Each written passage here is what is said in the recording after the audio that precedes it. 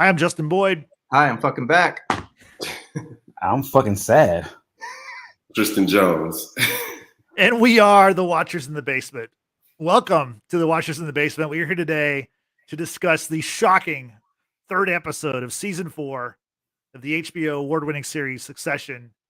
And, usually I start out with like our overall thoughts, but let's just get into it. R.I.P. Logan Roy. I can't believe they killed Logan Roy in episode 3 of the final season. George, you're back for first time in a long time. What are your thoughts on that? I felt so many emotions yesterday watching this show. Like I kept thinking it was like it was a fucked up joke that Logan was playing on his kids or something. I felt like I was laughing, like nervous laughing the entire time. Yeah. And then I'm like, wait, is this shit real? And then when they show his face, I'm like, fuck, it's real. This show has made me feel so many emotions, and I've enjoyed every minute of this show, every season of this show, and I think it was great. I know I talked to Frank earlier, and we were talking about he's not happy how Logan died or whatever, but I really don't give a shit. Like he died, he died, dude. Like death is unexpected. You can die any second. So I mean, I wasn't mad at it. Like I just want them to finish it off strong and see what happens and how they tie in and end it with the kids and see if they take over or if they all betray each other. Like that's what I'm excited to see. And I fucking love the show. Yeah, no, it was great. So Frank, what are your thoughts? George gave us some of your thoughts, but what are your thoughts on the death? The death doesn't bother me. Before I go into this diatribe about this episode, I need to preface by saying this. I like watching talented people do talented shit. So like when I watch a basketball game, I see Steph going for 40. I want to see the story on there in front of my eyes. I don't want to see Steph going a 9-0 run. Then I get a transcript 2 hour later. By the way, Steph scored 45, but they didn't show the story. Like I like seeing shit acted out. I like seeing actors act. Part of what made me love Game of Thrones so much was like the artistry of like seeing the story within the death, seeing everything going from like Ned being framed for doing something he was being framed for a crime he didn't commit, to the story of him going to the chopping block and getting his head chopped off. This the artistry of it, the artistry of Tony Stark's rise and downfall as an Avenger. Like I enjoy watching the story, and for a guy of Logan's magnitude to pretty much die off screen, and I get it. I get what the directors are trying to do. Death is a morbid and yet oftentimes off scripted thing. Like it happens. It's why people try to have closure or struggle not getting closure when death is sudden. I get it. This is not real life. I want to see niggas act. I want to see Logan Roy looking, and I think he died in the bathroom. He had a heart attack in the bathroom or something. It would have been so beautiful to see, because the last time he spoke to his kids was the breakdown of the deal with Matsson and like telling them that they're not serious, and beautiful ending to the episode the week before last. If he had a self-awareness moment, looking to the mirror and realizing that, hey, I'm Logan Roy, I'm this bigger than life figure who has succeeded in every facet of life, but my family's in fucking shambles. If he's stared himself in the mirror and just realized that how him coming to agreement of like, man, maybe I did fail as a father, and then having a heart attack, that would have made sense to me. But to have this bigger than life figure, I think 2 scenes early on the phone with Roman, telling them what he need to do with Jerry and all this kind of stuff, to all of a sudden be on the floor in this obscure arena of him being dead, it left a lot of unsatisfactory feelings for me. The kids did a great job. I mean, as far as like seeing the kids deal with the death, it was beautiful. I was on my edge of the seat. But as far as the death itself of Logan Roy, I was left very unsatisfied. Tristan, what do you think? The complete opposite. For 2 points for me. One, I think Logan's death, the way that Logan's death was depicted, was the only way it could have been done. And that's one. Like, and the reason why is really point number 2 is just that this show has never, ever, ever, ever been about Logan Roy. right? This show has always been about the kids and how they react to Logan and his, his bouts of power, like the times where he's weak, the times where he, doesn't look like himself, the time where he's cruel, the time where he's like, mistakenly loving, like all these things. It's always been about Logan being the son, and the show is really about like how everybody revolves around Logan. So his death, like literally people are revolved around him. Like he's on the ground, people are moving, they're drafting statements, they're, he's getting heart compressions. Like the kids, like last night's episode was about how the kids were reacting in the moment. And so we can see how they're going to react going forward, right? This show is called Succession. It's like, that means somebody has to succeed something. Like this show has always been about the kids. So I thought the depiction of Logan's death was perfect, right? Like to see, from like Frank said, like one moment he's on the phone barking instructions, like planning out this, new corporate path for ATN, for Waystar.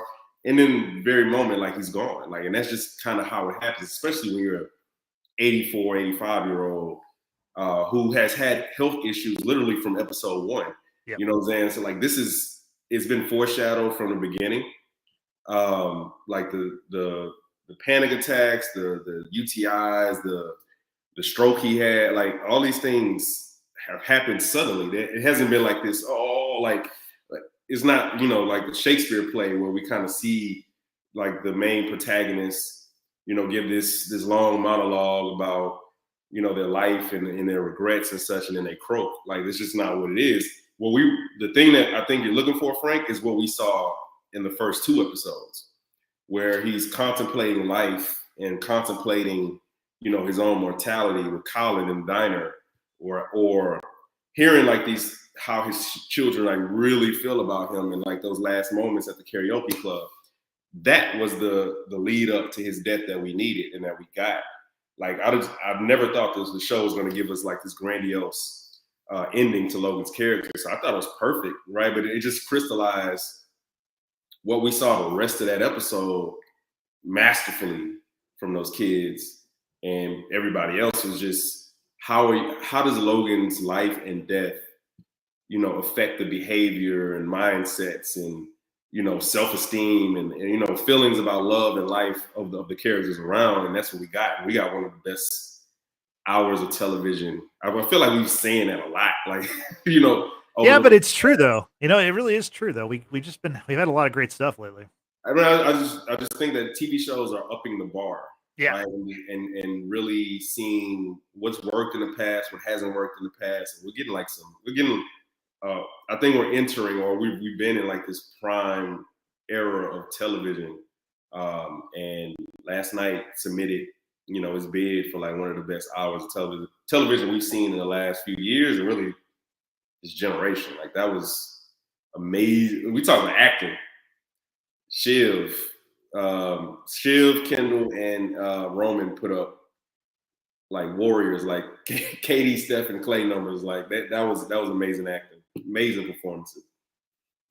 Yeah, no, the acting was great as always, and this is a big moment in not only the show's history, but I think like TV history. I don't know if y'all saw this, but the LA Times ran a fake obituary for Logan Roy, like on their website. It's just like, I mean, I read it; it was well done and everything, but it's just like that's how like culturally important this show has become. But yeah, I mean, you think about it, like we've mentioned here that to me, it's not a surprise that he died because, like Tristan said, the first episode of the series, he was in the hospital, basically on death's door, like he was right there, and he just kind of was able to persevere for the other, the remaining 3 or 4 seasons. So it's not a surprise that he died. And then in episode 1 of this season, he was very introspective and talking about, life after death, or if there's life after death or whatever. And you kind of see it coming. And I think most shows would have killed him off in the final episode or the 9th episode. That would have been very Game of Thrones like, to kill him off in the penultimate episode. But for them to like kill him in episode 3 of season, the final season, we still have 7 episodes left. That's what was so shocking to me. It's like, wow, they're really doing this right now. And I think that the surprise of it made it Succession. This is this kind of show where, like George said, like, this is like real life. You don't know when people are going to die. A lot of times people just die and there's no preparing for it. You don't get to see these great, scenes from these people. They just drop dead on a plane in the bathroom or whatever. But and the brilliant part of that is, for me, yeah, I know George talked about all the different feelings. Like, I felt whatever the kids were feeling. Like, I was scrambling, like, is he dead? Do you think he's really dead? Like, is this a test? Like, is he gonna wake up and, fuck off or some shit like that? Like, I kept waiting for that. And then, it's this emotional progression. Eventually you just get to acceptance. Like, I mean, I'm sitting next to my wife who's, a registered nurse, and she's like, hey, if you have to do heart compressions for that long, he's dead. And then, like, my logical brain was like, yeah, that makes sense. But I'm in TV mode. I'm like, well, any moment, like, he can get up. Like, we've seen him almost die, almost pass out, almost, these things almost happen over the course of 3 seasons. So yeah, like, it just took that acceptance, like, well, yeah, he's dead. And then you start to feel what the kids are feeling. Like, okay, now what's next? Now, where do we go from here? And such like that. So, brilliance. Yeah, I think Kendall wanted to get your wife on a conference call. He was going to have Jess set it up. I love how, like, Kendall goes into full mode, like, we got to get the best doctors and the heart doctor and this guy, and we're all going to make this happen, like, in the next 2 minutes. And we'll get into that stuff. But just to kind of put a pin in the Logan surprise, it's like it was on Easter Sunday, like, talk about like the opposite of he is risen. It's like he gone, like, this guy is done. And, you're right. It's called Succession. And now we get to see, with the final 7 episodes, we get to see how the kids handle the company in his absence. That we've watched it, like, there's not a succession plan, right? So it's a free for all for this company and whatever this company becomes, because Logan was never going to give someone the keys to the kingdom. He just wasn't. That's just wasn't who he was. He didn't think anybody was worthy, and maybe no one was worthy to him anyway. So certainly none of his kids. So now we get to see that. I think the show, I know this sounds crazy, I think the show might even be better, like, now, like, because now we know, like, the end point, we got 7 more episodes. He's out of the way. It's all up for grabs. We're going to see people backstabbing.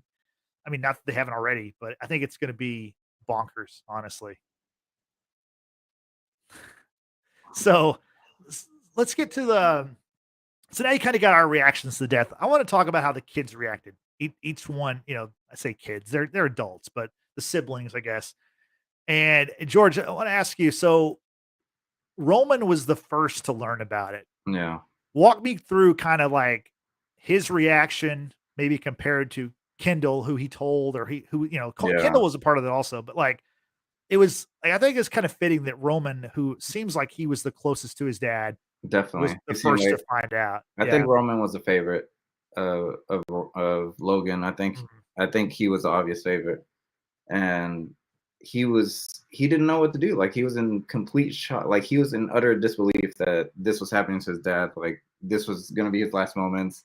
He didn't remember if he said, I love you, which I think he did. Did he? I think he said it in the beginning, in the very first, he said it once. It was confusing because, like, obviously in the beginning of the episode, he leaves a voicemail for his dad when his dad's still alive. Yeah, he definitely doesn't say, I love you in that voicemail, which I think he was kind of referencing that too. But go ahead. Yeah, he definitely feels responsible for his dad's death. I think, like, he feels like maybe the voicemail that he left them gave him a heart attack. All the things that you go through, you're thinking like, oh, is this my fault? Am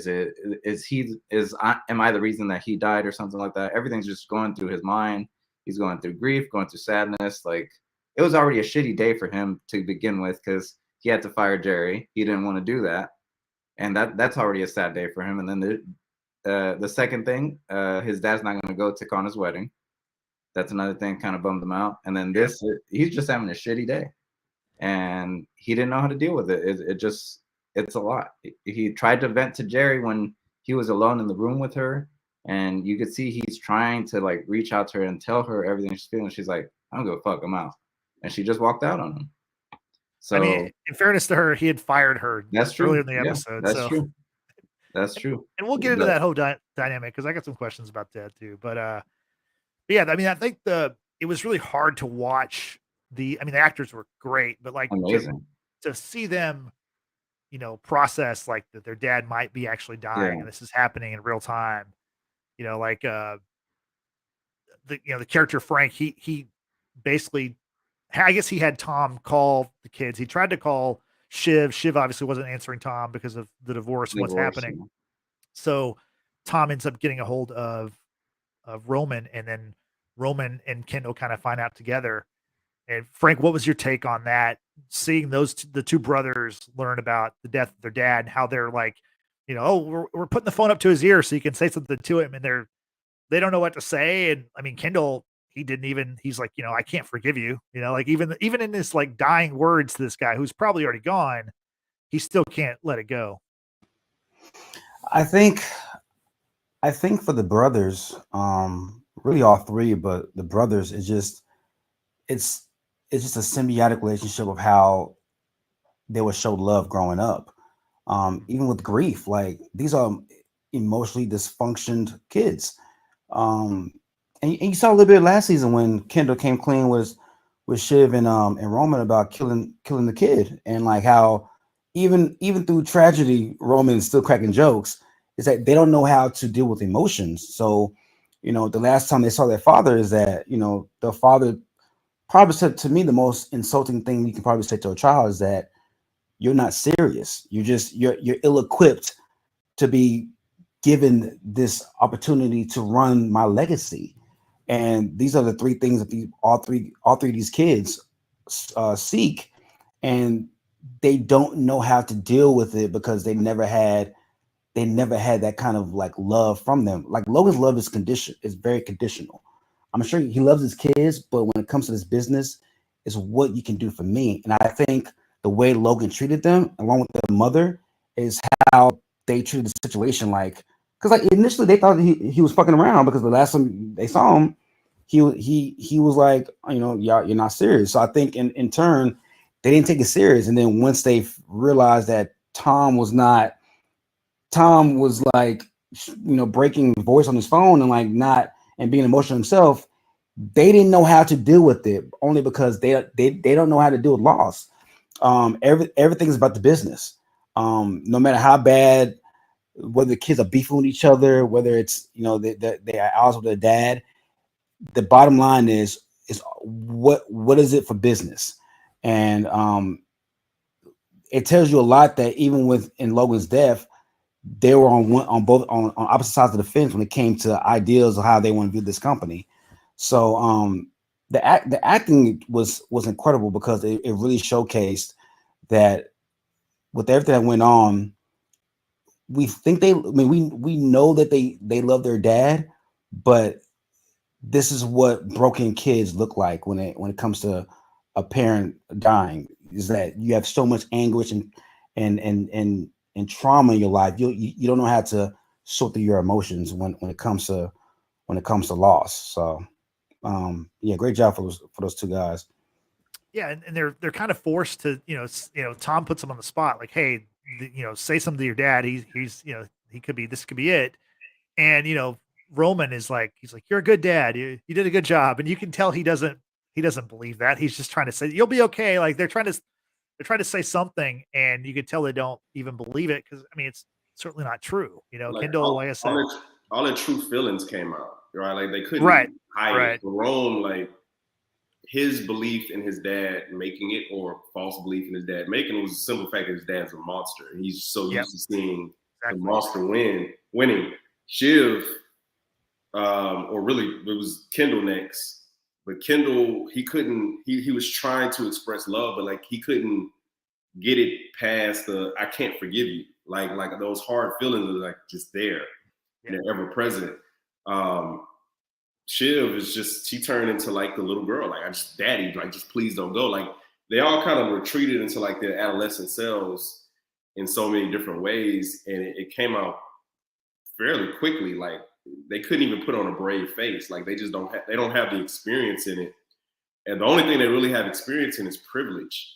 And they all kind of went into like different avenues of privilege, like Rome and Kendall just kind of yelling at whoever, like, hey, do this, do that, like make sure this is the best thing, make sure we get the best doctors, and like that that's as much of a failure of Logan and, you know, their mother as anything. Is like they don't understand how to be humans in a moment when tragedy happens. Like the only thing they can be is above other people. And what death teaches us is that we all have to answer that call. You know what I'm saying? We all have to answer that bill at some point. And your privilege won't help. You know what I'm saying? It won't save you. It won't remedy the situation. It won't make you feel better about what's happening, right? Like all it can do is provide like this false bravado that is pointless. Another thing, like again, another thing that we really saw from the siblings was not just the reaction to Logan's death, because neither of them at that moment are accepting or like really, you know, understanding the reality of the situation. What we get to see is them grappling with the uncertainty of their dad being gone. And I thought that was way more fun, right? Like, and again, this is what we get by getting like Logan dying off screen, is that we get to see everybody just kind of grapple with, is he not? We see Frank, we see Tom really is afraid to say what they already know, is that he's gone. Yeah. Right. And we see the two older siblings kind of hold hope for a little bit, but eventually like all the signs kind of point to it. And Rome's the baby of the family, obviously. He's literally the last holdout. Right. And if we would have seen Logan dying, everybody on the plane would have seen Logan dying.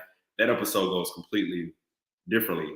Now it's like, oh, he's gone. And then they automatically go to business. Like, okay, let's put out the statement, let's do this, such and such. And I think we don't get a ton of the emotional kind of reticence that really shaped the better part of the episode. Like, so it was very interesting to see how they handled that situation in a moment, because it's absolutely going to inform how they're going to handle the, you know, proceedings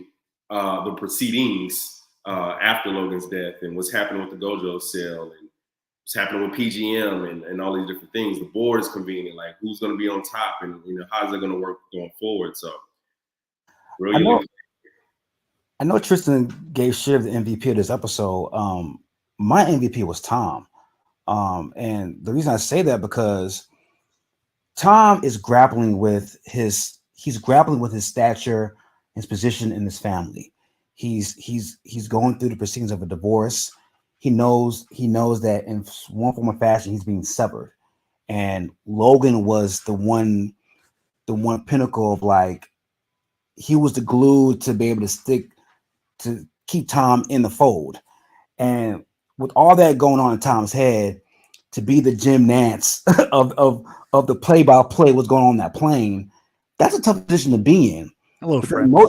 Because emotionally you're wondering your position in this family, while giving the most damning of news, being pretty much the Grand Reaper of bad news to the family that might not be your family much longer.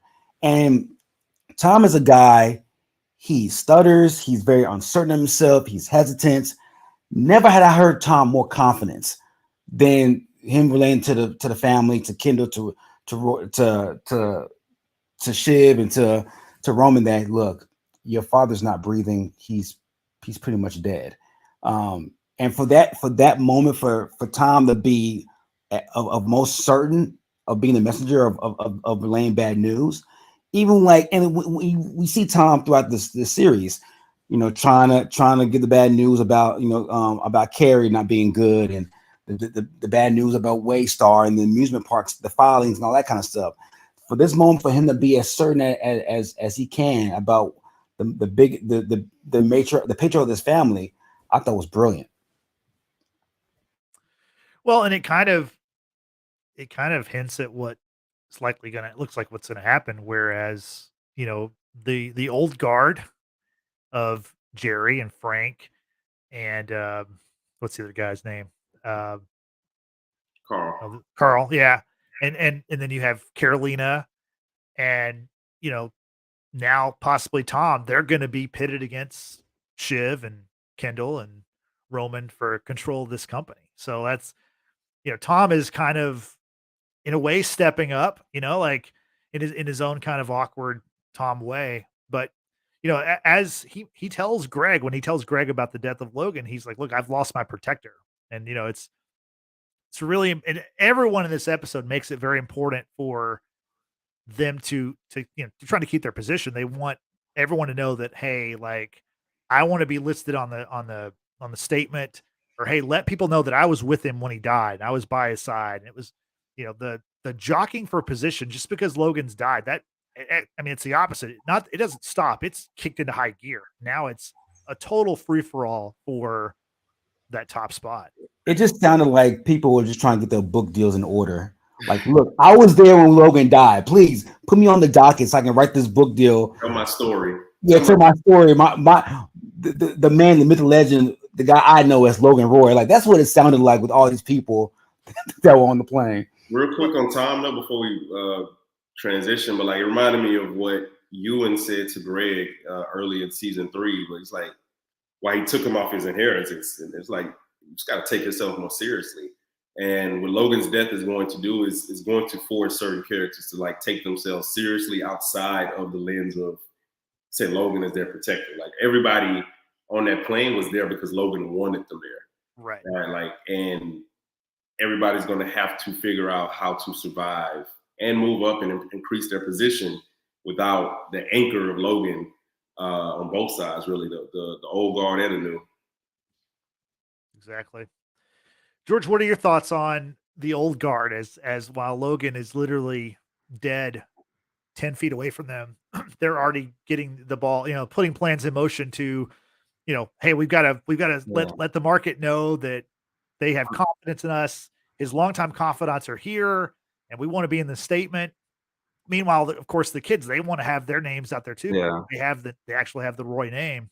What'd you think about that kind of? I mean, I don't blame them. They gotta look out for themselves and shit. Everybody for themselves. So they know the kids are out to try and take over this company. They're trying to get ahead of it and try and be in control. But I mean, at the end of the day, I think it's gonna be the kids versus them and them trying to take over the company and see what happens. And that's what I'm excited to see.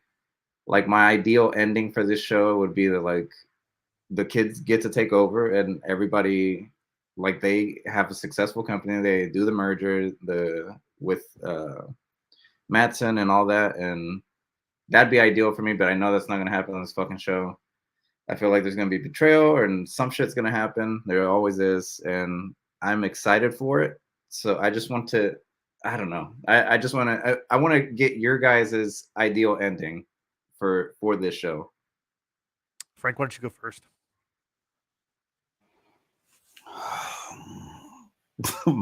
my idea was Logan right out to the sunset and still run this company in the last episode.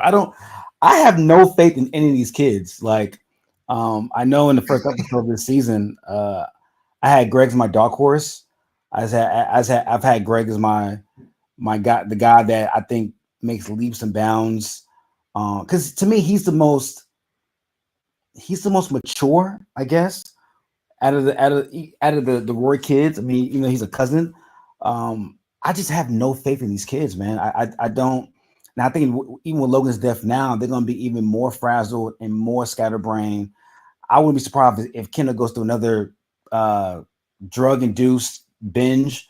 Like, this is a big loss, and I don't know if these kids are mature enough to handle this. And it could be one of those things where also the board might take over, because I don't know if Logan had a will. I don't know if Logan had a chain of command of like what to do. And because like typically why companies have boards is that in case something happens, if he's incapacitated or he's in a coma, the board runs everything. So I have a question. In the first season when he had that heart attack and shit, what was on his will? Like, if he would have died, Kendall would have took over, right? No, he didn't. He never named a successor. He never did. It was the board. Like, the board ran everything. Like Hugo and Jerry and I know Frank was fired at one point. I don't know if Frank was fired at that point when Logan was sick. But like, the board ran everything. He didn't have. He never named a successor, document wise. Yeah. But correct me if I'm wrong, but all these people are on the board, right? Or most of them are on the board, right? Yeah. All the kids are on the board. Stewie and what's his Sandy? She's on the board. For her dad.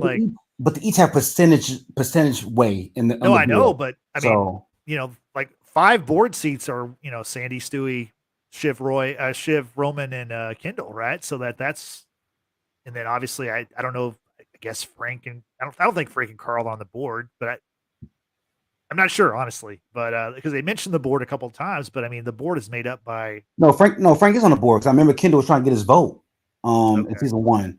I don't know about Carl, but yeah, Frank's on the board. Carl's on the board too. Carl's on the board too. Yeah. So I think the board they're the benefactor of Logan's death because, and I mean, including the kids, everything has to come to a vote. So whether or not they decide to sell the company to Matsson after all, it still has to come down to a vote with the board because there's no Logan never named a successor. So yeah.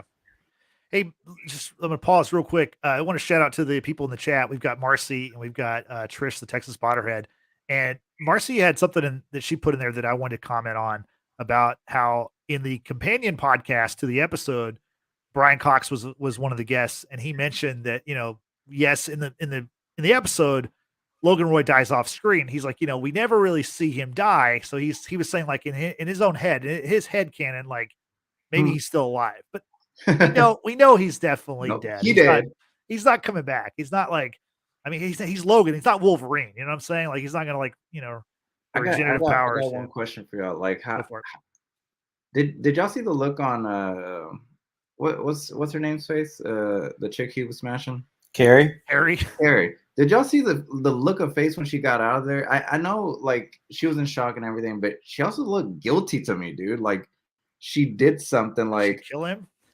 I don't know. Maybe they were trying to join the Mile High Club. Attack, maybe. I don't know. Oh, that's a good point. I mean, imagine like you're joining the Mile High Club and you kill Logan Roy. That is a good. I did not even think about that. That could be. I don't know. She just looked guilty. She looked like, dude, did I just do this? Or I don't know. There was a dead body there, but I'm just saying. But what's funny about it too is that they didn't want her part of the strategy plan either. Yeah. Well, they want to cut out as many people as possible. Yeah. Exactly. So I don't know. Maybe Carrie did fuck him and he died, and like they just so pissed about it. They're like, look, we don't need you involved. We'll figure this shit out on our own. Carrie, go in the bag. We'll figure in what we decide to do later. I doubt it. I think on one end, I doubt it very seriously. Well, they also said that Logan was in the bathroom by himself. You could lie about that though. Well, I don't think they're joining the Mile High Club in front of like 20 other people on this plane. Hey, he's Logan Roy. He could do what he wants. Yeah. Also, but I think they will cut Carrie out of like the response and stuff. One, because she was clearly in shock and clearly needed to go lay the fuck down somewhere. And two, as we said, like that little old guard is just consolidating, not necessarily power, but narrative, message, and stuff like that. And I don't think anybody sees Carrie as like consequential to anything. Yeah. What do y'all think is gonna happen to her then? Because she was on Logan's side like a confidant, and she lost her. I actually wanted to comment on one of Marcy's comments, where she says that Tom thought of Logan as his protector, and none of his kids described him that way. Yeah. His kids had the benefit of like delusion of thinking that they would be protected, and that's why any little morsel or crumb that Logan would give them, they would take it.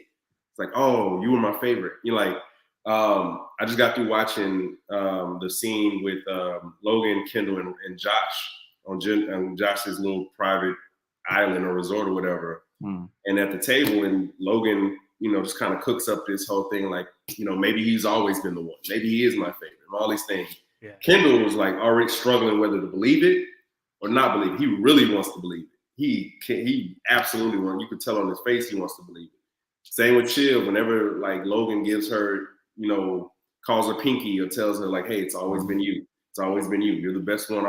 Like they're all looking for some type of protection from him, some type of ironclad protection, and he never really truly gives it to him. Tom, because he's not one of those kids, and his relationship with Logan is strictly business. I think it's easier for him to have that delusion of this is my protector. And maybe Logan was his protector. Like Tom obviously did some beneficial things for Logan against his own kids. but that position was always dependent on Logan like living. You know what I'm saying? So Yeah. I think everybody's outside of like Sandy, Stewie, like the people who are directly in opposition to Logan, everybody else's position is fraught as fuck. Yeah. The Texas Potterhead had a comment about Marcia. And I think, I mean, hopefully the next step, well, you know what? Okay. The next episode should be the funeral, but I don't think it's going to be the funeral because also in that interview, Brian Cox mentioned that from his understanding, season 4, every episode is a day in their lives. So maybe the funeral isn't until like maybe episode 7 or something. Who knows? But because so far last episode was the day before. Now this was Connor's wedding. I forgot to mention that's the name of the episode's titled Connor's wedding. We haven't really talked about that part. We will in a little bit, but it will be interesting to see with the funeral whenever that is, because you're going to have, I would assume Marcia comes back into the picture. We're going to have the first wife Shiv, Kendall, and Roman's mother, who's lives in the UK. She'll be back, so that'll be I'm already going to call it. That's going to be a classic episode, that funeral. If there's got to be a funeral episode, so I can't fucking wait, bro. I love the mother, dog. Not as a mom, just as a character. Like character, yeah. If Roman's the North Pole of my favorite places to go, the mother in her mind and what she's gonna say next, and like just her ideology is the South Pole. Like, I love her so fucking much. She's instant gold every time she's on TV. Like it's one of those things where she might be one of the most brilliant parental villains in TV history. Like she's incredible. And the lack of like just nurturing and lack of awareness of that she is a mom is just amazing to me. Yeah, no, I think it's going to be fun to see her back with especially like given her history with Logan. But then she did kind of side with Logan, right? At the end of last season. Not kind of. Absolutely. Yeah. So absolutely side with Logan. And the kids haven't, to our knowledge, they haven't seen her since what happened at the end of season 3. So that'll be interesting also. So let's talk a little bit about Connor and Willa. So the episode is about their wedding. And, even before Logan died, there was no chance in hell he was going to be at that wedding. He was like, no, he's like, well, and then Connor's like, oh yeah, maybe he'll pop by. It's like, dude, he's not going to be here. You can tell. Connor is like fixated on the cake. And we learned that the reason why he is so worried about the cake is because he considers it a loony cake, because whenever his mom, Logan's first wife, was sent away to the quote unquote funny farm or to mental health care, they gave him cake and he ate cake for a week to like, I guess, cope with his mom being That's fucking sad, dude. taken away. And so he's worried about the cake. And then of course he finds out about his dad dying. And he has one of the most real reactions right away. And he says, look, he never even liked me, and then he catches himself because his siblings they're pretty busted up because of what happened. And he goes, no, he loved me or whatever. Like I never really gave him the opportunity to be proud of me, which that's also a very true statement given the life he's led and his failure and everything, and including his presidential run, which, by the way, there's going to be a presidential election in the last 7 episodes of this show. So this is like, He's they're gonna just win. rampant. I don't think he's going to win. He's gonna win. But they're He's just gonna ramping sway it. Yeah. So we get to, after Connor finds out about his dad's death, he goes to Willa and he's like, so we got to cancel the wedding. Right. But again, they can't tell people why, because they don't want the word to get out that Logan Roy's dead, because of fear that it'll tank the stock price, which does happen whenever word does come out that he, that's also kind of a sub part of this episode, is how no one knows what to do, because that's just kind of the people they are. They're people who, they're not really doers. They're the people in charge, and they're kind of micromanagers in a lot of ways. And now someone has to step up and make the decision, and no one is, they all kind of want to be the person, but do they really want it? Do they really want to do the work? And it's not clear that they do. And so, his wedding is obviously caught in the middle of this, where they can't say like, we're canceling the wedding because my dad died. They have to find a way to postpone it or, whatever. And Connor's talking to Will and he's like, look, if we cancel it or if we put it off, everyone's going to think that you ran away, and then he's even like, hey, like, do you even want to do this? Like it, I don't know. George, what'd you think about the whole Connor Willa in this episode? Dude, that shit's depressing, bro. I feel bad for the man. Like he clearly like he loves this woman, but she loves him in a way, I guess. But it's not 100. It's not even fucking 50% there, I think. And I mean, we see in the end they end up getting married. So, I mean, if you're that girl, like, why would you give up? Like, this guy's family's fucking loaded. Like, I don't know. What do y'all think? Yeah, no, it's one of those things where like you mentioned, they're talking about maybe canceling, and then she says, "Look, he's like, do you just want to be with me for my money?" And she's like, "Hey, money's a thing, but it's not But necessarily the only thing." She's like, and she basically says like, "Hey, I'm not gonna walk today," at least, and makes a joke about it. And then we see them get married at the end because they talked about how maybe something good can come out of something bad, right? I think that is the most honest romantic relationship we've seen on that show. You know what I'm saying? Like, I think she had every moment there to be like, hey, I'm only doing this for the money. I don't really love it. We can go through this anyway. Or she had a chance to run in that moment, right? I think Connor and Willa, I've said, like, I'm rooting for Connor and Willa because it is a honest transactional relationship. He provides security, and that's kind of what she needs the most. We don't know anything about Willa. We don't really know how much she's dependent on love. Like we just know that from the moment that they've gotten together, it's under the pretense of her being a call girl, so on and so forth. But there had to be some. I'm sure Connor had solicited other call girls prior to Willa. Like it had to be something about Willa that attached him to her. Like we don't know what that is. Maybe he saw somebody who, like you said, needed that security. He could provide it, and hook, line, sinker, whatever. Connor, like it's funny what he said last episode about not needing love and so on and so forth. Like he clearly needs it. Yeah. Right. And it's a life love, and it's something he's never received, and it's something he's never, because when you don't receive love or you receive a lack of it, it's hard to understand how to dispense love. Right. And for all Connor's like harebrained schemes, ideas, just general way of living, the place where he's most deficient at is with Willa, and like learning how to be secure and be safe for her in a different type of way, and not just monetarily. Like, again, those are lessons that you learn from seeing healthy, loving relationships between parents, grandparents, siblings, whoever. And he's never gotten that. So while, again, on one hand, I do kind of admire the honesty in their relationship and like their willingness to kind of sit down and say, hey, what is this? Right? Do you want this for me? Do you want this for that? Like just the courage it takes to ask that when you're already suffering from low self-esteem because you don't really receive a steady diet of love.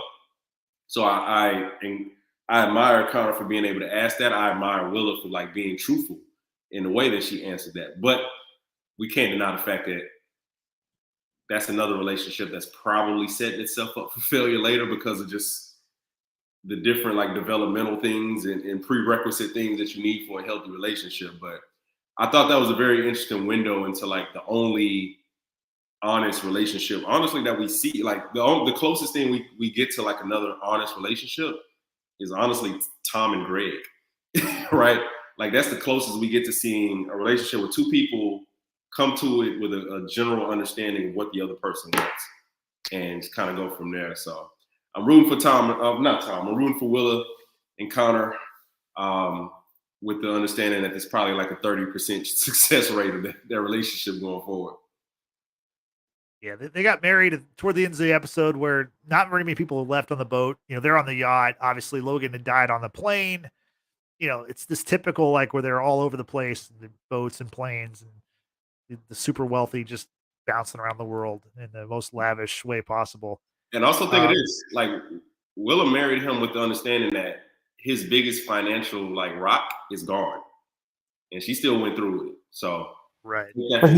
But he's still rich though. Like he's still worth he's hundreds of millions of dollars. Like it's not like the dad is gone, but like he's not destitute, you know? Yeah, but you also don't have the same assurances that he's going to continue to always be rich and wealthy at the same rate, like right, or that the status that came with being Logan Roy's son is going to remain there, right? So yeah, you're gonna be rich, but like a lot of people are rich for a time. You know what I'm saying? With Logan still going with some type of succession plan, or with these deals going through, he was gonna be like rich forever, like wealthy forever. So. Yeah, but let's say because he had $100 million to fuck off, right? Or like I think episode 2. So let's say they get divorced and like she walks away with $45 million. That's still a lifetime of money that she's set regardless. Like the minute she says I do, whether or not Logan's alive or not, she's set regardless. That's like. Well, then it becomes money versus status, because having 45 million, like if you're Willa, having 45 million, you won. Like having 4 million, you won. Yeah. But also like a lot of people when they marry rich, it's not just for the money, it's for like the status and the perks and the stuff that comes with it. And for as we see it now, we don't know how secure those things are. You know what I'm saying? And she doesn't know. Like I again, like you said, she's not destitute. Connor's not destitute. Nobody's starving. Yeah. But it is interesting that she still went through with that marriage with the understanding that everything that's happening afterwards is at the very least unpredictable. But what's the alternative? Her going back to her starving artist life of trying to be a failed screenplay writer? Like marrying Connor, whether or not Logan's alive or not, is the apple of her eye. That's the winning pinnacle than the option of just being a call girl and like trying to find your next nut. There's a lot of potential for a lifetime of misery, like rich misery. Those things matter. And I guess I'm saying this from the standpoint, like I'm not one to marry for money. I think that's a miserable prison in itself. But I don't know if status is her thing, because I know she had aspirations of being a Steven Spielberg type screenplay writer. That and kind of have the resources to fund her projects. So I think for her it was more of so like I have the resources to like hit my dreams of being this big time screenwriter more than just the status of being a Roy. Yeah, good point. So George, what are your thoughts on the whole or what did you think about, you're obviously a photographer, you're an artist in a way. Did you notice how whenever, before they got married, Connor said, "Hey, maybe something good can come out of something bad," talking about, them getting married on the day that his dad dies. Mm-hmm. And whenever they had their wedding in front of like literally just a handful of people, like half the sky is like dark and cloudy, maybe stormy, and then the other half was like kind of there was light, so there was like good and the bad. Did you notice that? The skyline was dark, and then the right side of it was a little brighter. Yeah, I mentioned that because there's a lot of symbolism, and Tristan, you actually brought up something today that I had not heard. That in the promo for Succession season 4, there is an image with that shows all the characters, and then there's a reflection from the building, which is kind of like the background that you see behind some of us, and there's a plane at the top of that in that reflection, and I didn't even notice it, but that's obviously in reference to Logan dying on the plane, right? It's also interesting. I think if we go back and just kind of look at those promos and see how the way that the characters are positioned. Yeah. I'm sure there's some other symbolism there. I haven't gone through, and I've seen other people like on Twitter go through and like, "Oh, Greg is standing here. This means this," and I've lived through like the Game of Thrones promos, and I'm too old for that shit now. So like, whatever happens is gonna happen. But I think it'll be pretty interesting to look at like the positioning and kind of draw some conclusions from there too. Yeah. So from Connor and Willa to another kind of weird relationship. Let's talk about Jerry and Roman. They had an interesting arc in this episode. At the beginning, when Logan's still alive, he tells Roman that hey, he wants him to come with him to see Matsson for this deal. But first he wants him to fire Jerry because he didn't like what she did with the working with the Department of Justice on the cruise lines deal, and so it's now Roman's task to fire Jerry, who of course he has this kind of awkward, strange relationship. So he fires her. Go Just ahead. do me a favor. So jog my memory up. So Yep. he gets charged by Congress about the sexual misconduct on the cruise line. Yeah, they're implicated because there's so much wrongdoing within the company that they get hit with a fine, basically. Did they talk about the number? I can't remember last season. Did they talk about the numbers per se? Like what were the DOJ, what they got fined with, and what Jerry agreed to? I don't remember. I'm sure they did specify. I'm sure they talked about it. Tristan, you may have some insight. I'm halfway through in season 3. Okay. Rewatch. So rewatching. By the time we get to the end of it, maybe tonight, I'll report back. But Gotcha. I don't remember a definitive number now. I mean, that's what Logan says is the reason to fire her, but I think a lot of it is, he's kind of impulsive, and also, as you remember in the last episode, Jerry was the one to say, "Hey, maybe you should meet with Matsson for this photo op," and Logan took that as like, "Oh, you're already switching sides, and you're not loyal to me," and so your disloyalty. That's probably the biggest reason why he cut her out is for that, and also like what happened with Roman with the dick pic stuff from season 3. We first start floating the idea of getting rid of Jerry at the end of season 3 with Roman. So that's just kind of a continuation of that. But so we see, Roman has to fire. He doesn't really want to. He does it like in his own way. It's very strange. She's of course pissed off. It happens at this wedding, and then she goes off with her date, and then obviously later on, Roman, or in the middle of this, Logan obviously dies, and so she finds out about it. She comes to kind of console the family. It's a very kind of weird situation. Just everything is so awkward. I keep saying that, but it is really between all those characters. But I wanted to ask y'all specifically. There's a part, and I think George, you referenced this earlier in our show. There's a part toward the end where Jerry is in one of the cabins by herself, and Roman shows up, and he kind of starts to it's like he's like sharing his feelings with her. Yeah, it's venting to her, or trying to. Okay, I've rewatched this a couple of times, and I'm not really sure. Like, is he really trying to like connect with her on an emotional level, or is he trying to hook up with her in his own weird way? Because the way that plays out is strange. Could be both. Yeah, he's fucking weird. So yeah, he has mommy issues. I think he was trying to vent to her in some way, but also maybe hitting on her at the same time. Who knows? Yeah, you never know what's going on. Yeah, he's like, I'm feeling real sad, but the way he says it's he's like, I'm feeling real sad, and he kind of like he wants to. Sad. Yeah, right, exactly. Frank, do you have any thoughts on that scene? Or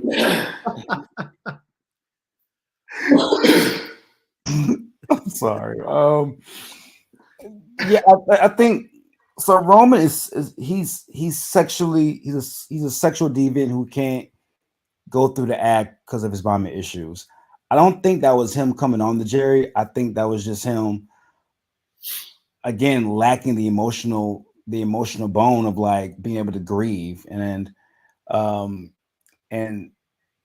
that's just him being Roman. Like I don't think Roman's even sexually attracted to Jerry. I just think it's more of so like it's a twisted motherly figure that she represents. Yeah, what she represents and what he's lacking in his life as well.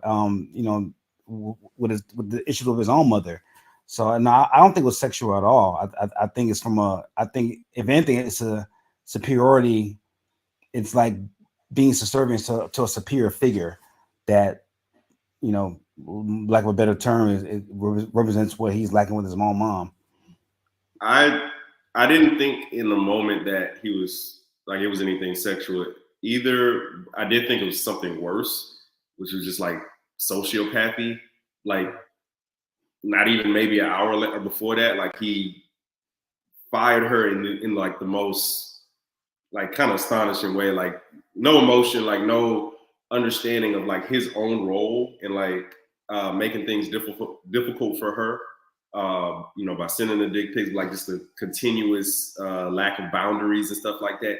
He couldn't see it when he and Jerry were alone in that cabin. He couldn't understand or even begin to think about the fact that no, she cannot be there for you in your time of need because of the things that you have done to like make her life more difficult, or at least make her work life more difficult. That's worse than like using sadness as a vehicle for like your sexual, misgivings and so on and so forth. Like that just, again, Roman's one of my favorite characters, but like that just made me lose even more respect for him as like a person. Like, you just fired her.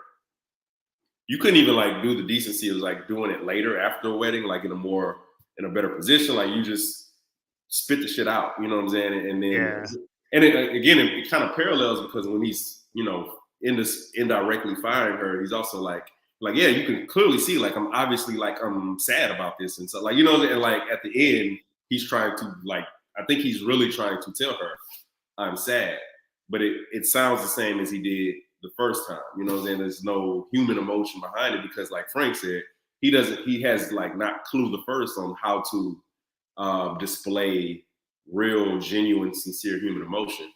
And she sees through that and she leaves him high and dry the same way he kind of leaves her high and dry. And that's just something he's going to have to deal with.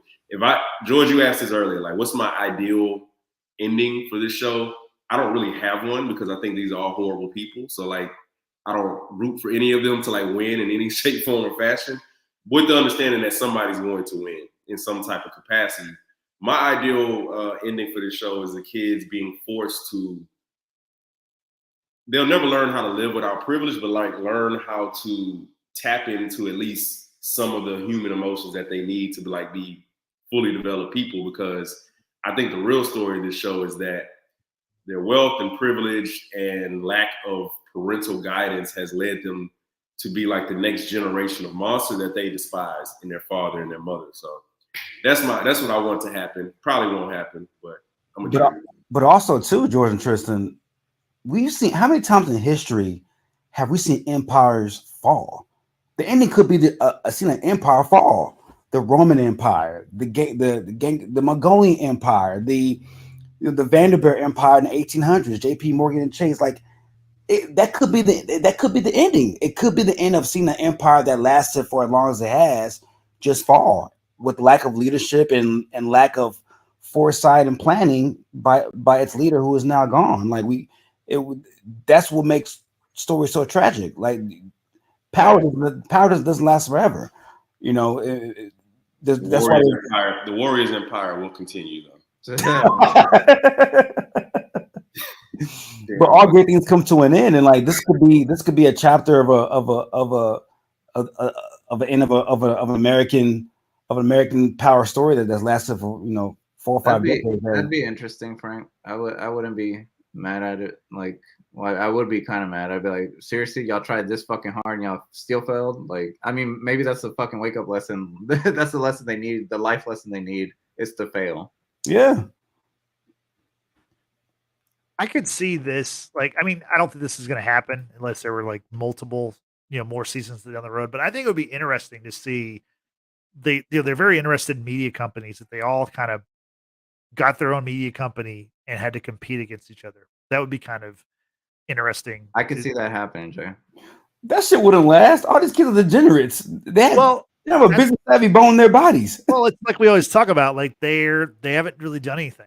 Like, every time they've talked about doing something, whenever they found an easier, flashier way, an easy way to get out of it, or a flashier name, brand, or whatever to glom onto, they did that. So I don't think they would ever do that, but I think that would be interesting to see with these characters. And, Frank, you mentioned earlier about Cousin Greg being like your dark horse. And I really think that like there's something to Cousin Greg. Like, do I think he's going to be like the guy in charge at the end? No, I don't think so. But like, there's something to that guy, like he's like, as we saw in this episode, he comes in after he finds out about the death and he's trying to like, talk to the siblings and try to like weave his way in. He wants to make sure that he knows that, he wants them to know that yeah, I'm a part of the family and I'm grieving also. And, this is a tough time for all of us. And he's trying to keep his name in there too.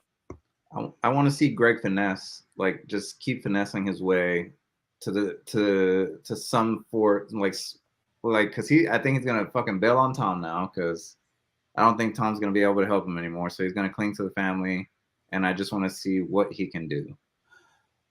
But we also have Greg has a power chip in his pocket that people seem to forget. And that's Logan's brother, Greg Hirsch. Like Greg Hirsch might play a major role in the general, because I'm not sure how big Greg Hirsch is. Is it Greg Hirsch? Yeah, I think he's Greg Hirsch Senior. No, Ewing. Is Ewing Hirsch? Ewing. Okay, Ewing. Yeah, Ewing, Logan's brother. Like he might play a major role in determining Greg's value in this company moving forward, because Ewing has a big percentage of this company as well on the board, so he could play a major role in like getting Greg into power. And if not, I'm not saying Greg would be the main leader, but having are they still on talking terms? Because he doesn't fucking like him. They're not. Oh, talking about Ewing and Greg, his grandpa, yeah. Yeah, well, so his grandpa disowned him as far as his all his money away. Yeah, but I'm saying the death of Logan could bring him back into the fold, though. Like it's gonna change. I don't see him helping him, dude, at all. I wouldn't put him past him, because you never know. Like I think he's a fuck. I think he thinks his nephew, like his grandson, is a fucking idiot. He does. He basically told him the same thing Logan told his kids, like, you're unserious. When he told him I'm donating all my money to Greenpeace, and Greg was like, what about my part? And he was like, that was the first part. Well, basically, he was like, but Greg was like, why? And he was like, he in a sense was like, you are unserious and you need to take yourself more seriously. Like he said that in our quote, like you need to take yourself more seriously. And that is a message that, while being told to Greg, could apply to every other under 50 person in the show. You know what I'm saying? Shiv, Kendall, Roman, Tom, like they all need to learn to take themselves more seriously, which is why none of them in the course of an episode can complete a fucking sentence without stuttering through it. Like they have no conviction in the things that they're saying, because they are always looking for approval. They don't have expertise in the things that they're talking about. And they expect for like their name and like these buzzwords and their privilege to like get them through these doors and stuff like. And what happens when you get into a room with other people with privilege who know what they're talking about? Like, then what? Like, what do you have outside of your name and outside of like this lifetime of wealth? And they just simply don't have it. So again, there's a reason none of them were named successors, because nobody has confidence in any of them. Not just Logan, but shit, the board, the old guard, like Jerry, Carl, Frank, Hugo, none of these people have confidence in them. Carolina, none of them have confidence in them. Stewie said, like nobody, like the public, the general public, that nobody has confidence in them, because they see a public version of them what we get to see privately through these characters. Like none of them are to be taken seriously at this point. And I think that's what these last 7 episodes will be, the fight for them to be taken seriously towards each other, through each other and the people around who are going to be running that company going forward. But right now, as it stands, especially with Logan's death, they have even less of a standing than they did, before he died. And that sucks, man. It's always FUBU. Yeah, life has always been on their terms, and that's because of who their dad is or was. Now their dad's gone, so it's going to be really interesting to see how they navigate life without him, because they've all had their own issues, and they've always kind of had daddy to fall back on, whether they liked it or not. And now they don't. And, in this episode, I did want to point out there's a part where they're not sure when to, they can never make a decision, right? But especially like, hey, when do we announce that he's dead? And then, of course, Roman's saying like, well, we don't know if he's officially dead. We need someone to medically say he's dead. You don't say somebody's dead if they're not dead. That's not nice. That's what he says, And they're trying to determine what to do, and Shiv kind of floats the idea of, well, can the plane stay up there for a while? Can they maybe circle around or something? And it's like, that was so fucking stupid too. I know. It's like, she's like, I have a headache. I'm trying to figure this out. Can they just maybe give us 5? They're always giving 5 and taking 5 or whatever to 5 minutes to talk about something. And I'm glad Kendall said what he said at that point, because you're asking the pilot and the cabinet on that plane to circle around with a dead cold body on that plane. If that ever came out publicly, and Kendall made a good point, like, what we do here from here on out will always be remembered. Yep. And if they find out, and perception is everything. If they find out that we're trying to hide something, or we're depicted as cold siblings towards us being angry towards our father, it's going to ruin the company's image forever. And I'm glad Kendall came out and said that shit, because that was dumb as fuck. Like, why would you think that'd be a good idea to circle around the wagons in the air while a dead body is on the plane? Because buy time with a dead body. Go ahead. Literally everything they said was dumb as fuck. And dumb. I was like, Nick, are you fucking kidding me right now? Like, the longer you do that, the more chances of it leaking out like it did. At this, when they have nothing left, they just kind of start thinking, what would Logan say, right? Like, they just, through my rewatch, I'm kind of noticing like how they parrot a lot of his sayings, like action stations. You know what I'm saying? Like, somebody says action station, you hear Logan once, and then like it just kind of sprinkles itself in, or Kendall telling Hugo to fuck off, like, hey, go fuck off and go do this. It's like the way they use it is you can kind of see them, all of them, in a way, slowly turning into Logan. And it's amazing to watch in the moment, but it's so depressing because like they spent their entire lives resenting him, and in times of tragedy, when the bullets start flying, you become who you always meant to be, or who you always are, and they are Logan Roy acolytes at best. And it's just super cringy. Again, I think I mentioned this last week too.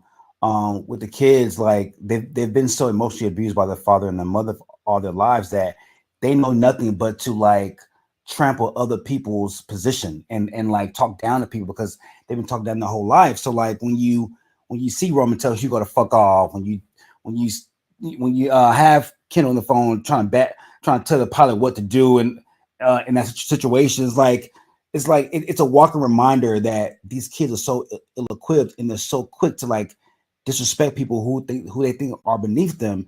And oftentimes for me, it's cringy to watch, because for me, I try to treat people the way I want to be treated throughout life. So when I see people go out their way to like use a position to down talk people, it's so hard to watch for me. It's very, very demeaning to see on air. And these kids do it with like such reckless abandonment. Yeah, no doubt about that. And I want to now get to the end of with the press conference where they decide like, okay, we're going to make the statement, and because there was the old guard wanted to be the one to kind of craft the statement, and the kids determined no, we're going to do that. So they're at the airport. Whenever Logan's plane lands, we see Logan's dead body. Roman actually goes to see his dad's body, whereas Shiv and Kendall do not. But at the press conference, Shiv reads the statement, announces that Logan's dead, and she says, I'm not taking any questions. Of course, the media, one of the members of the press fires out a question about, hey, what's your future in this? What do y'all plan to do? And she says, we intend to be there. We're going to shepherd this company through whatever its future is. I thought that was pretty telling, that even in that moment where like she had to get her word in, they still like, they have to keep their names out there, even in a moment where you're saying, hey, respect our privacy. Our dad just died. The country and the world has lost this titan of industry, and we've lost our dearly beloved dad. And, please, no questions. And, this is not a time for business. But then the second business is mentioned, they have to go, hey, by the way, don't forget, we're still involved. And we're, because she could have just walked away. She didn't have to say something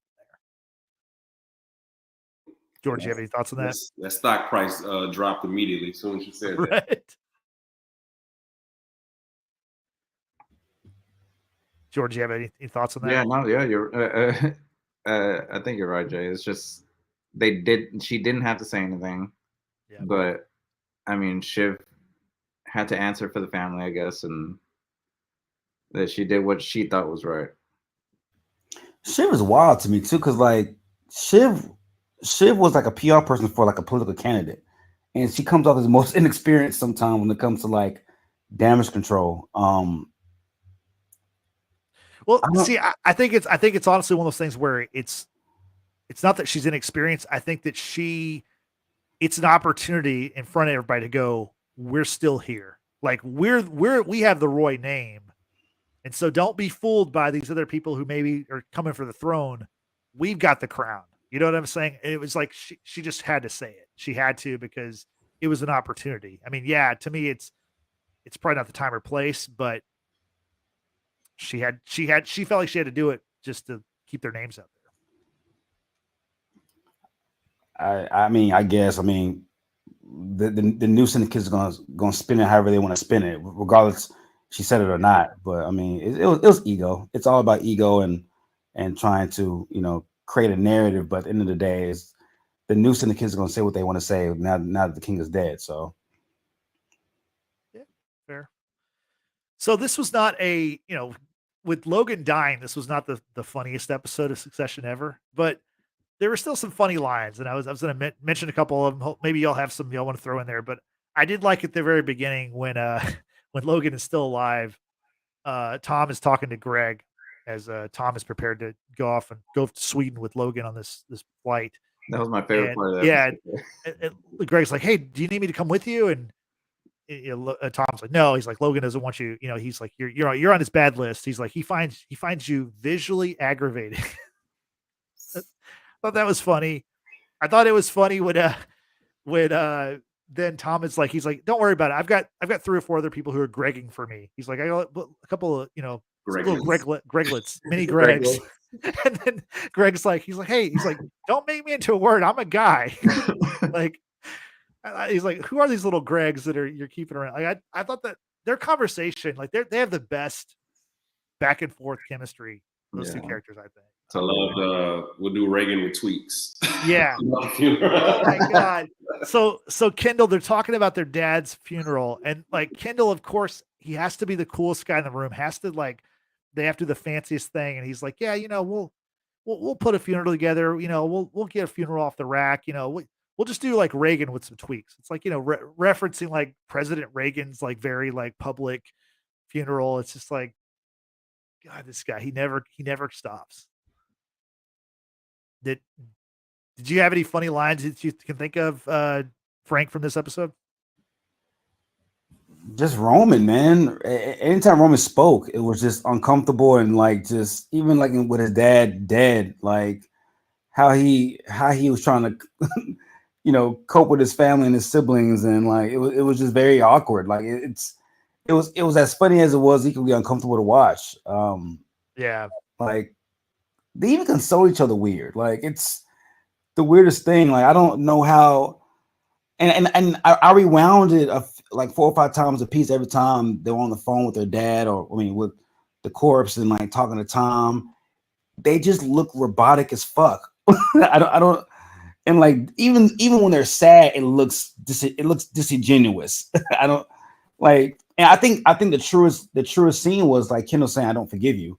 Even in death, I don't forgive you. Like it's like that's how he truly feels, and like I get it. Like, well, I don't get it because my mother loves me, but I don't.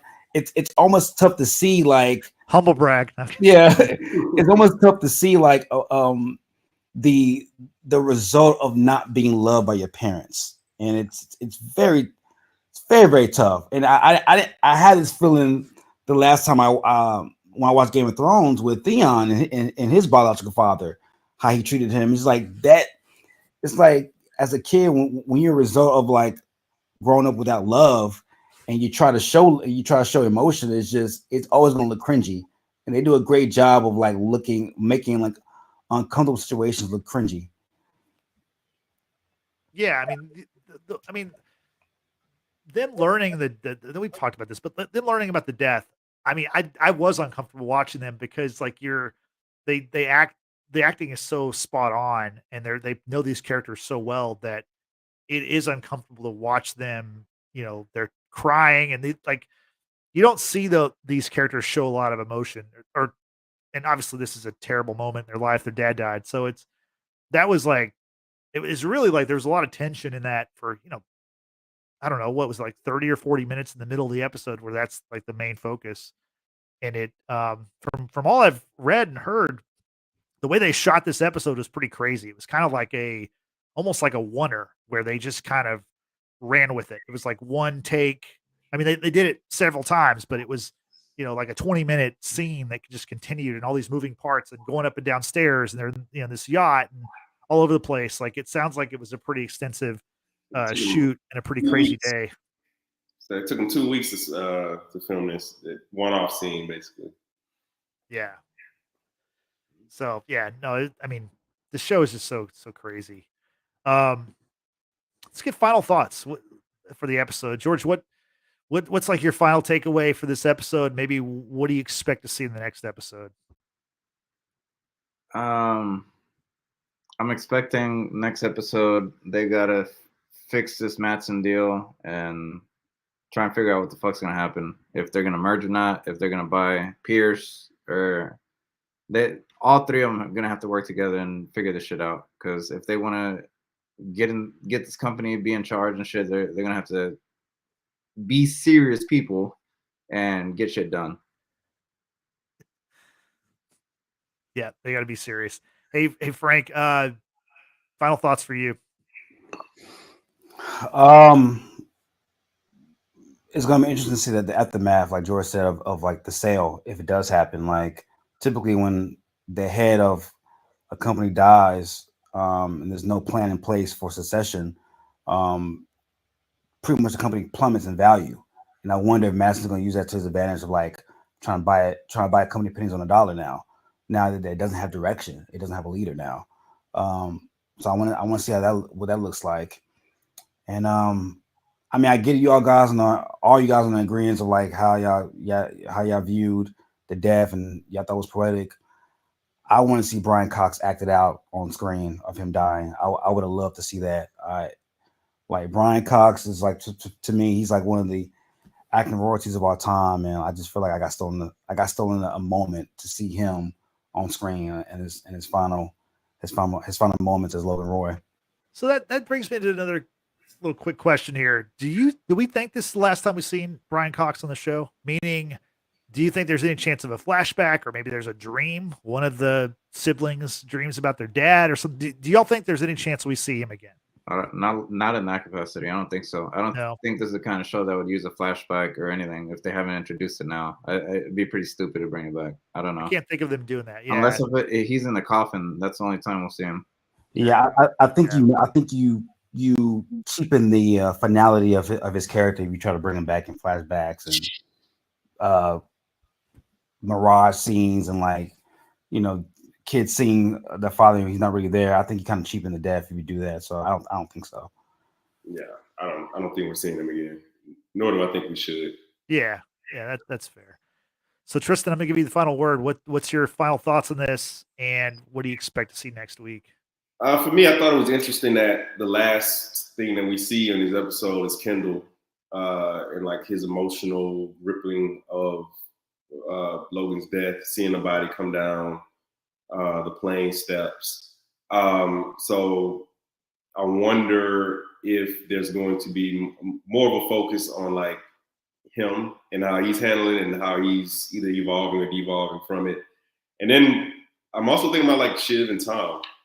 Like, does this, kind of going back to what Connor said about something bad or something good coming from something bad, when Shiv really kind of really needed it the most, like she kept turning to Tom for like that emotional security. When they get before they leave, she asked Tom like, "Hey, come run it by me again. What happened?" So on and so forth. And I think she was really just using that as an excuse to be close to him, because as much improvement as her and her siblings have made in the emotional department, the emotional connection department, there's only been so much they can kind of provide. And Tom, who's not the most emotional person either, at least is more advanced than they are. And I think that provides more of an emotional security blanket for her. So does that, hopefully maybe lead to some type of reconciliation, maybe a more healthy relationship going forward, whether they get back together or not. Those are the things I'm looking for in the immediate term. Long term is obviously what is the board going to do, and what are the battle lines going to look like as far as different sides. What side is Greg going to be on? Is Tom kind of wavering between different sides? So that's what I'm looking forward to. I have zero predictions about how the season's going to end up. Zero, and they threw me for a loop like they did everybody else. So yeah. I don't think anyone would have predicted they would have killed Logan Roy in episode 3. So certainly not me. We shall see what happens in the final 7 episodes of Succession. So now you know what we think about the episode. We want to know what you think about it. There's one way there's many ways you can do that. First of all, you can do what Marcy and the Texas Potter have done today. Join us for our live chats. We appreciate your questions and comments. We love having extra people take part in the show. So, and also if you're watching this now on YouTube, watching this now or later, do us a favor, hit that like button, subscribe. We've got so much coming up. Believe me, we've got 2 pods a week until mid-June, maybe even further. There's so much stuff on the way. We're going to finish out Succession. We've got Guardians Volume 3 is coming in less than a month. We're going to be doing rewatches of Guardians 1, Guardians 2. We've got the Mandalorian season review coming up in a few weeks. We've got more Harry Potter. We're back on the Harry Potter train. We're doing Harry Potter and the Prisoner of Azkaban this Wednesday. Me and Brittany and Amber are back for that one. We've got Spider-Man Into the Spider-Verse, Spider-Man Across the Spider-Verse Part 1. That trailer dropped last week. We're going to do a rewatch of Into the Spider-Verse before that. We've got all kinds of good stuff. So make sure you subscribe to the channel so that way you won't miss any of this great stuff we have coming your way. Also, we're on social media. You can follow us there. We're at Watchers Basement. You can find us on Facebook, Twitter, and Instagram. Again, we're on all 3 platforms. And whenever you, post your message on social media, be sure to use the hashtag Watchers Basement. We appreciate that. So that's what we got for you. So we're headed for episode 4. So for George, thanks for returning, by the way. Good to have you back on the show. I've been busy. It's nice to be back. Yeah, we hope you join us for more Succession, maybe some more stuff down the road. That'd be awesome. For sure. So thanks to George, thanks to Frank, thanks to Tristan. I'm Justin. Have a good night. Thanks for watching. Thanks for listening. We'll see you next time. Bye-bye. Do we have the emails?